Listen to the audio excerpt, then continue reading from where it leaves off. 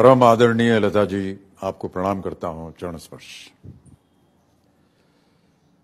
लता जी, जीवन में कई रिश्ते ऐसे होते हैं जिनका कोई हिसाब नहीं होता। न देने वाले जानते हैं कि क्या क्या दिया, न लेने वाले जानते हैं कि क्या क्या लिया। न कोई तोलमोल होता है, न कोई गिनती होती है, न कोई व्यवहार होता है, न कोई सीमाएं होती हैं। ऐसे रिश्ते जिनमें केवल आदर, सम्मान, अनंत प्रेम और श्रद्धा होती है, इन रिश्तों की संज्ञाएं नहीं होती। इन रिश्तों का कोई देह स्वरूप नहीं होता। ये रिश्ते अपनी परिभाषा स्वयं करते हैं। ऐसे ही एक अजरामर रिश्ते का नाम है लता दीनानाथ मंगेशकर। लता जी, आपको 90 वर्ष की हार्दिक शुभकामनाएं और अनन्य अभिनंदन। तुम्हाला वाढ दिवसाच्या अमित शुभेच्छा। वैसे तो आज का ये संवाद मैं केवल मराठी में करना चाहता था, शायद और थोड़ी कोशिश करता तो सिर्फ मराठी में ही कह लेता, लेकिन अपनी मराठी सुनकर कभी कभी मैं खुद डर जाता हूं। उसे आपके सामने अकस्मात प्रस्तुत करना शायद ठीक नहीं होता। वो कहते हैं ना कि दोस्तों को अचानक डराना अच्छा नहीं होता। और फिर एक बात यह भी है लता जी कि मराठी हो या हिंदी, पंजाबी हो या बंगाली, अवधी हो या उर्दू, सारी भाषाओं में एक अजीब शर्त होती है कि केवल उतना ही कहो जितना शब्द कह सकते हैं। अब बताइए, जिन भावनाओं के लिए शब्द ही ना मिले उनका हम क्या करें?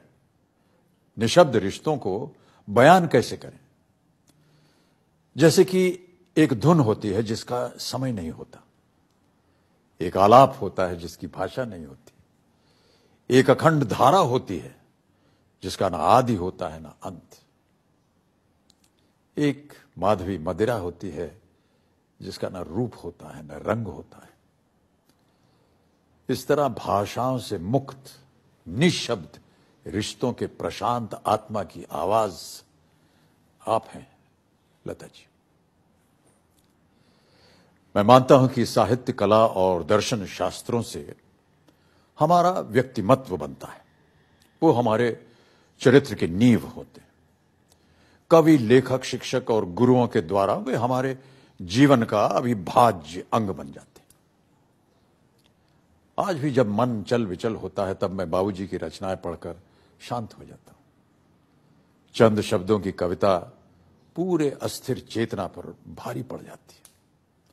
बस शर्त यह होती है कि मन उस कविता को स्वीकार करने की स्थिति में हो।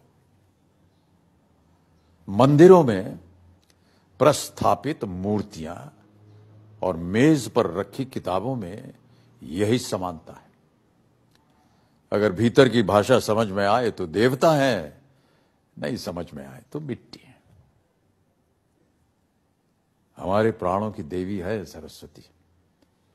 श्वेत कमल के आसन पर श्वेत वस्त्र धारण किए, श्वेत गंध लगाए, श्वेत हंसों के बीच हाथ में वीणा, शुभ्र स्फटिक माला और शालीन शारदा का स्मित मुख, देवी सरस्वती का ये ध्यान स्वरूप है।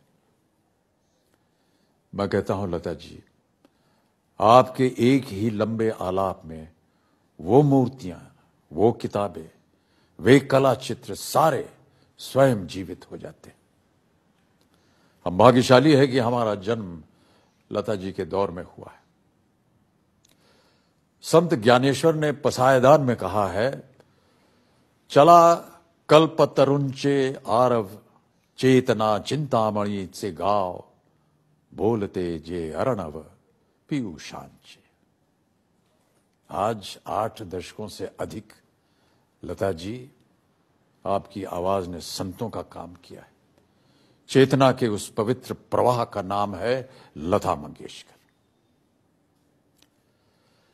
लता जी, कई ऋण ऐसे होते हैं जिनका विनिमय नहीं होता। It is impossible to reciprocate some credits and blessings. क्योंकि कुछ ऋण होते ही ऐसे हैं जब लता जी का कोई गीत सुनता हूं, कोई गजल सुनता हूं, कोई भाव गीत और भजन सुनता हूं, तब मन अपने बंद कमरे से निकलकर लता जी की आवाज के साथ चल पड़ता है और फिर लौटकर जब वापस आता है तब उसी धुन में रहता है, उसी लय में रहता है, जैसे उसे किसी और संवेदना की जरूरत ही नहीं है। यह ऐसा ऋण है जो हम किसी जीवन में चुका नहीं सकते और फिर ऐसे ऋण चुकाए भी नहीं जाते, उन्हें सिर्फ शीश झुकाकर स्वीकार किया जाता है। मैं धन्यवाद कहूं, आभार कहूं, थैंक यू कहूं, लेकिन शब्दों से यह भावना व्यक्त नहीं होती। दैवी शक्तियों का उपकार नहीं माना जाता, सरस्वती की पूजा होती है, सरस्वती का सत्कार नहीं होता। अक्सर बाबूजी के शब्द पढ़ता हूं और स्वयं उसका अर्थ जोड़ने की चेष्टा करता हूं। यदि बाबूजी साथ होते तो घूमकर पूछ लेता, बाबूजी यहां क्या कहा है? मां होती तो उनके पास बैठकर कहता, मां सुनो, मैंने आज एक धुन सीखी है। होती तो मगर है नहीं। 77 वर्ष में मैंने यह सीखा है कि जिन ऋणों का विनिमय नहीं हो सकता उनका सम्मान तुरंत करना चाहिए, चाहे जैसे हो सके वैसे हो, टूटे फूटे शब्दों में हो, चरण छूकर प्रणाम हो, हाथ जोड़कर नमस्कार हो, आधा अधूरा ही क्यों ना हो, लेकिन तुरंत होना चाहिए।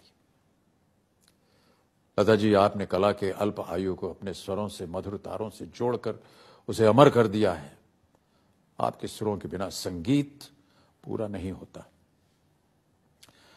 आज आपके जन्मदिन के इस शुभ अवसर पर मैं अपनी असीम कृतज्ञता आपको सादर करता हूं, प्रणाम करता हूं। बहुत बहुत शुभकामनाएं। नमस्कार।